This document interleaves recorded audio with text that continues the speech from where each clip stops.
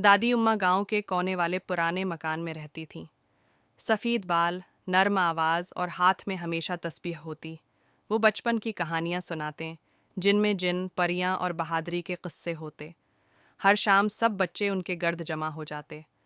दादी उम्मा मिठाई बनाते, दुआएं देती और हमेशा कहती, नेकी कभी ज़ाया नहीं जाती। उनकी बातों में ज़िंदगी का दर्स छिपा होता।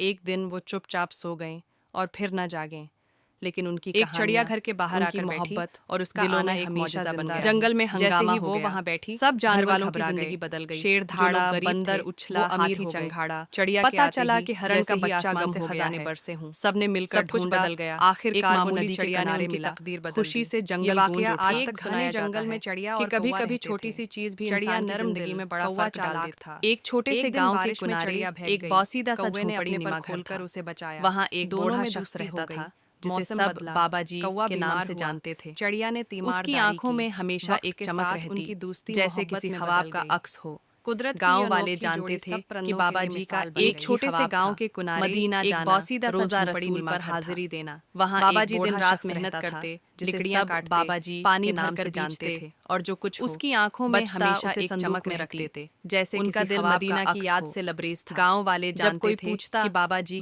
ही आप थकते नहीं, मदीना जाना, रोजा रसूल पर हाजिरी देना।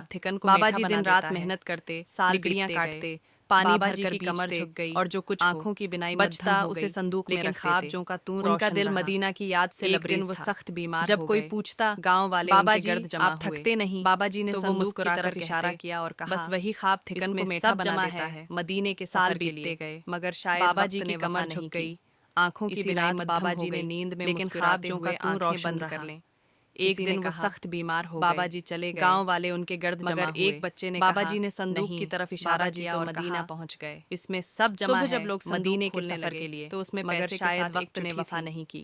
या रसूल इसी रात बाबा जी ने नींद में मुस्कुराते हुए आंखें बंद कर जिस्म न आया तो क्या, किसी ने कहा रूह तो हाजिर है। बाबा जी चले गए। एक गरीब लड़का रोज किताबों की दुकान के बाहर खड़ा रहता। दुकानदार ने पूछा, क्या पढ़ना चाहते हो? लड़का बोला, सब कुछ, मगर पैसे नहीं।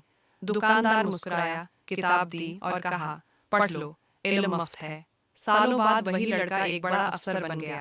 फिर उसने एक लाइब्रेरी खोली, बोर्ड पर लिखा, यहाँ इल्म बकता नहीं, बांटा जाता है। दादी उम्मा गांव के कोने वाले पुराने मकान में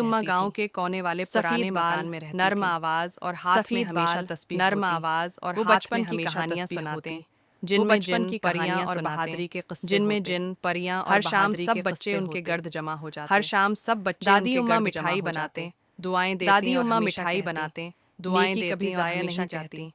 उनकी बातों में जिंदगी का दर्स छिपा होता। उनकी बातों में जिंदगी का दर्स छिपा होता। और फिर न जागे, वो चुपचाप सो लेकिन उनकी कहानियां, और फिर न जागे उनकी मोहब्बत, लेकिन उनकी दिलों में हमेशा जिंदा रही। मोहब्बत एक छोटे से गांव के किनारे एक बौसीदा सा झोंपड़ी नीमा घर था। वहाँ एक बूढ़ा शख्स रहता था जिसे सब बाबा जी के नाम से जानते थे। उसकी आंखों में हमेशा एक चमक रहती, जैसे किसी ख्वाब का अक्स हो। गांव वाले जानते थे कि बाबा जी का एक ही ख्वाब था, मदीना जाना, रोज़ा रसूल पर हाजिरी देना। बाबा जी दिन रात मेहनत करते, लकड़ियां काटते, पानी भरकर बीचते और जो कुछ हो बचता उसे संदूक में रख देते। उनका दिल मदीना की याद से लबरेज था। जब कोई पूछता, बाबा जी आप थकते नहीं, तो वो मुस्कुराकर कहते, बस वही ख्वाब थिकन को मीठा बना देता है। साल बीतते गए, बाबा जी की कमर झुक गई, आंखों की बिनाई मध्यम हो गई, लेकिन ख्वाब जो का तू रोशन रहा। एक दिन वो सख्त बीमार हो गए। गांव वाले उनके गर्द जमा हुए।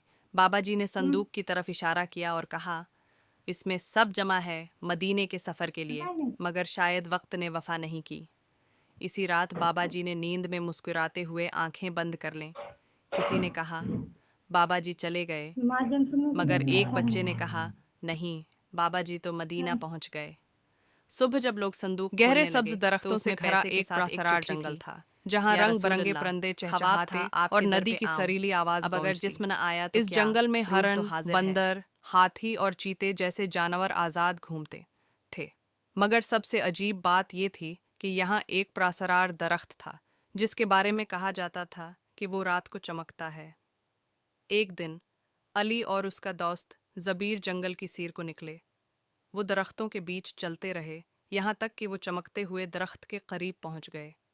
जैसे ही वो उसके पास पहुंचे, एक अचानक रोशनी फैली और एक नर्म आवाज आई, ये जंगल इन लोगों का है जो फितरत से मोहब्बत करते हैं। अली और ज़बीर हैरान हुए और उन्होंने वादा किया कि वो जंगल की हिफाजत करेंगे। जब वो वापस गांव पहुंचे तो सबको इस हैरत अंगेज दरख्त के बारे में बताया।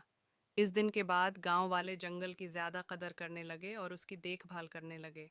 ये जंगल एक राज रखता था, मगर वो राज